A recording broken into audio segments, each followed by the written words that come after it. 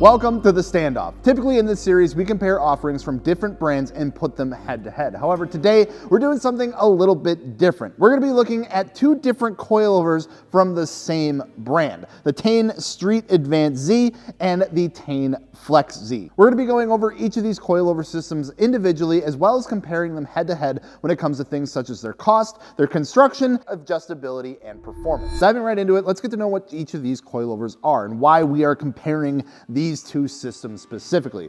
Right here we have what's known as the Tein Street Advance Z coilover. Now, if you've ever shopped around for coilovers for like your 90s or 2000s tuner car, odds are you've come across these coilovers right here and probably thought, wow, those are actually pretty cheap. They actually sound pretty good. The Street Advance Z comes in right between $600 and $750. It was meant to be that budget-friendly coilover option, but it does come at the cost of some adjustability and performance that we will get into in just a little bit. Now in the other corner here, we have the Tein Flex Z coilover. This would be the next step up in the coilover options from Tein. These are currently ranging anywhere between $900 and $1,200 depending on the vehicle, but for a couple $100 more than the Street Advance Z, is there a big difference in what's offered between these two coilover options? Well, that's exactly why we are here.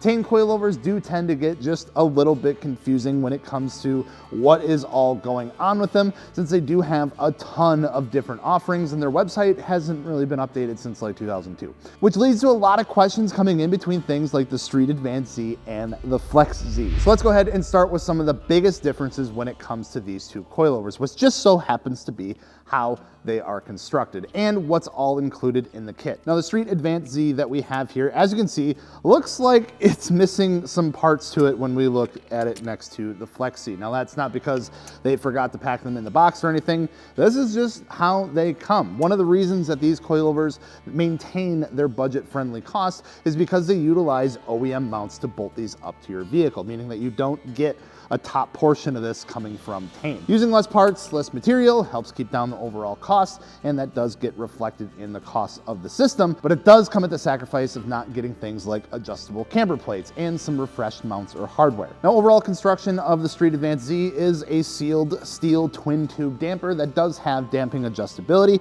You have 16 clicks to be exact with our little adjustment knob up here. Moving over to the Flex Z, you'll notice that this looks more like your standard coilover, including everything, top to bottom, and has top mounts, comes assembled and pretty much ready to go right into your car.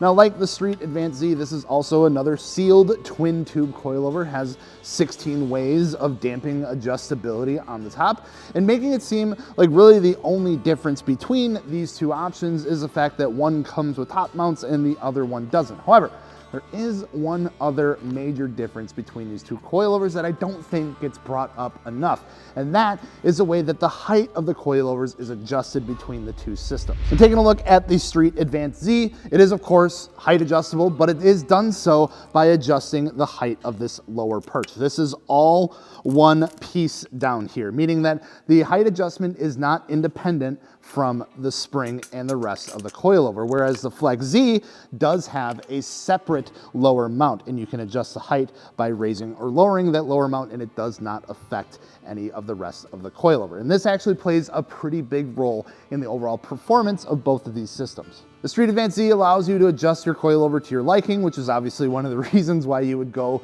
and get a set of coilovers to begin with for your car. However, since it does not feature that independent ride height from the adjustment of your spring, it can get a little weird with how that ride height and setting that you put it at can impact the overall shock stroke of the strut, especially if you're looking to lower your car quite a bit. The lower you set these coilovers, the less amount of stroke that they have, and you can end up bottoming out these shocks pretty pretty easily if you're running a really low ride height. Now, on the other hand, with the Flex Z, since it has an independently adjustable lower body here, you can change your height around pretty much as you want without having to worry about what the stroke length of the shock looks like or worrying about messing with the preload or overall spring compression, which is why if you're looking to maybe lower your car quite a bit or are planning on taking your car out to the track for the day, the Flex Z is going to give you a little bit more control as far as adjustability, and you don't have to worry about it changing how the spring feels and reacts or bottoming out the shock. A bonus here as well is that if your suspension setup allows for it, Flex Z also includes pillow ball mounts with adjustable camber plates that can be set up to your liking as well. So where does that put us with each of these coilover systems? When would it make sense for you to go pick up something like the Street Advance Z? And when would it make more sense to just spend a few extra, maybe $100 for the Flex Z? Well, in my opinion, the Street Advance Z is perfect for someone who's looking for something for the car that they drive literally every single day. Maybe looking for a bit of an upgrade. You want something a little bit lower in ride height, but want the adjustability that's offered with a coilover compared to a set of lowering springs. Maybe you like a little bit of spirited driving on the back roads on the weekends, but you don't have any plans to take to the track anytime soon. And most importantly, fits in a budget. That's where the Street Advance Z likes to sit, and that's where this coilover really shines. And it does an incredible job at doing just that. The Flex Z, on the other hand, is honestly that next step up. Maybe you do want to do a track day with your car at some point, or you want an even lower ride height without worrying about your back hurting the next day.